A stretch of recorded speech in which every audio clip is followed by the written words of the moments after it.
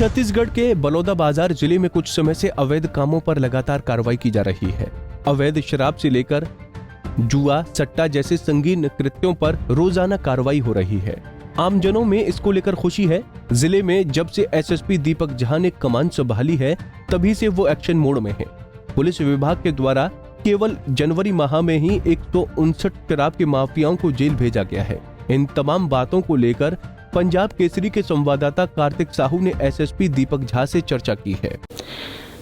बलौदाबाजार जिले में एसएसपी दीपक झा के आने के बाद एक जो है गलत कार्यों पर एक रोक लगी है और जो लगातार कार्रवाई की जा रही है वो कहीं ना कहीं लोगों में भी उसका अच्छा रिस्पांस मिल रहा है। इसी पर बात करने के लिए सीधे हमारे साथ एसएसपी दीपक सर हैं। सर, आपका पंजाब केसरी में बहुत स्वागत है। Thank you. सबसे पहले जो जिले में कार्रवाई हो रही है सर, एक बड़ी कार्रवाई आप लोग रणनीतियों के तहत कर रहे हैं, किस तरीके से और आगे रणनीति रहेगी सर? निश्चित रूप से सभी अधिकारी जो रहते हैं उनकी अपनी एक रणनीति रहती है, किस प्रकार से अवैध गतिविधियों पर लगाम लगाना है।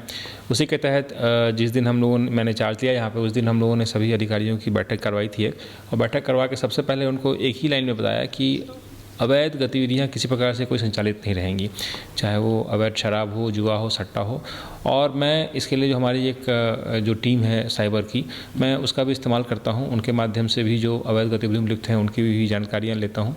जो हमारा खुफिया तंत्र है, जो आसूचना संकलन है, उसके माध्यम से भी हम लोग काफ़ी जानकारियाँ लेते रहते हैं। और निश्चित रूप से पिछले 2 महीने में लगातार काफ़ी कार्रवाई हुई है। चाहे जुआ हो जो ऑर्गेनाइज्ड वे में चलता था, चाहे वो सट्टा हो या अवैध शराब हो, सभी प्रकार की अवैध शराब, जो एमपी की शराब आती है या फिर जो लोकल नकली शराब बनाने वाले एक फैक्ट्री पे भी हम लोगों ने कार्रवाई किया था। और दूसरा एक मुद्दा जो मैंने थाना प्रभारियों के ध्यान में लाया है वो ये है कि जो प्रार्थी, जो शिकायतकर्ता थाने में आते हैं वो संतुष्ट होकर जाए, थाने में परेशान नहीं हो, इसको भी देखना उनका कर्तव्य है। इसी के तहत हम लोगों ने बहुत सारे जो पुराने शिकायत लंबित रहते हैं उनमें कई सारे अपराध दर्ज हुए हैं, कई सारे में उनको निराकरण हुआ है। जहां पुलिस कार्रवाई नहीं कर सकती है वहाँ उनको समझाइश दी गई है किस प्रकार से हम दूसरे शाखाओं के माध्यम से, दूसरे विभागों के माध्यम से उनकी समस्याओं का निराकरण कर सकते हैं। और ये लगातार चल रहा है, भविष्य में भी ऐसे ही हम लोग कार्रवाई करते हैं, ऐसी निर्देशित किया गया है। सर, एक बहुत बड़ा मुद्दा होता है कि जो है आम जनों से पुलिस से कैसे जुड़ा जाए, विभाग सीधा संबंध रखे और उनके हितों में काम करे, इसके लिए और क्या विशेष तरीके से रणनीति? निश्चित रूप से पुलिस की जो छवि रहती है, उनकी जो कार्यशैली रहती है, उनके कारण कई बार नेगेटिव रहती है और वो छवि को, पुलिस पे लोगों को भरोसा हो, इसको बनाना बहुत ही ज़्यादा आवश्यक है। इसी के लिए हम लोग बहुत सारे, जैसे बस्तर में मैं पोस्टेड था तो वहाँ कम्युनिटी पुलिसिंग, सामुदायिक पुलिसिंग के माध्यम से लोगों को जोड़ता था। यहाँ भी हम लोग कोशिश करते हैं कि लोगों के बीच जुड़ाव हो सके। इसी कड़ी में हम लोगों ने अभी यातायात के माध्यम से भी एक नया अभियान शुरू किया है, जिसमें जैसे यातायात से सबसे ज़्यादा लोग परेशान होते हैं, उनको लगता है कि पुलिस केवल चालानी कार्रवाई करती है, तो उसको हम लोगों ने चेंज किया है। हम लोगों ने अब ये किया है कि जैसे ही हम वाहन चेकिंग कर रहे हैं, मान लीजिए हम पाते हैं किसी का लाइसेंस नहीं है, वो अच्छे से गाड़ी चला पा रहा है, सब कुछ है, लेकिन वो चूँकि उसको समझ में नहीं आया किस प्रकार से लाइसेंस लेना है, तो उसको सुविधाजनक करवाने के लिए हम लोगों ने कैंप लगाया है, जिसमें ऑनलाइन वहीं पर हम लोग उसका सारा जो डॉक्यूमेंट्स है उसको देख करके मात्र 250 रुपये में ड्राइविंग लाइसेंस के लिए होते, उनको लगता है कि पुलिस केवल चालानी कार्रवाई करती है, तो उसको हम लोगों ने चेंज किया है। हम लोगों ने अब ये किया है कि जैसे ही हम वाहन चेकिंग कर रहे हैं, मान लीजिए हम पाते हैं किसी का लाइसेंस नहीं है, वो अच्छे से गाड़ी चला पा रहा है, सब कुछ है, लेकिन वो चूँकि उसको समझ में नहीं आया किस प्रकार से लाइसेंस लेना है, तो उसको सुविधाजनक करवाने के लिए हम लोगों ने कैंप लगाया है, जिसमें ऑनलाइन वहीं पर हम लोग उसका सारा जो डॉक्यूमेंट्स है उसको देख करके मात्र 250 रुपये में ड्राइविंग लाइसेंस के लिए आवेदन ऑनलाइन करवाते हैं और आरटीओ ऑफिस में जाकर उनका ड्राइविंग लाइसेंस तत्काल बन जाए उसको भी सुनिश्चित करवाते हैं। तो ये इससे काफ़ी एक पॉजिटिव रिस्पांस आया है। इसी प्रकार जिनका इंश्योरेंस नहीं रहता है या जिनका पीयूसी प्रदूषण चेक नहीं रहता है या हेलमेट नहीं रहता है, उनको हेलमेट के लिए चालानी न करके बल्कि उनको हेलमेट आप खरीद लो ताकि आपका जीवन सुरक्षित रहे, इसके लिए प्रेरित करना। तो ये जो नेगेटिव चीज़ों से पॉजिटिव के बदलाव की ओर है, उसको मैंने शुरुआत किया है हम लोगों ने यहाँ पे। और साथ ही जो मैंने पहले ही बताया था कि थानों में संवेदनशील होकर कार्य करें। जो लोग शिकायतकर्ता आते हैं, जो प्रार्थी आते हैं, उनके प्रति, उनकी समस्याओं के प्रति लोग थोड़े से सेंसिटिव रहें, इसको लेकर के भी उनको अभी उनको निर्देशित किया गया और भविष्य में इसको लेकर एक हम कुछ प्रोग्राम भी करेंगे ताकि उस प्रकार की एक सेंसिटिवनेस डेवलप हो जाए।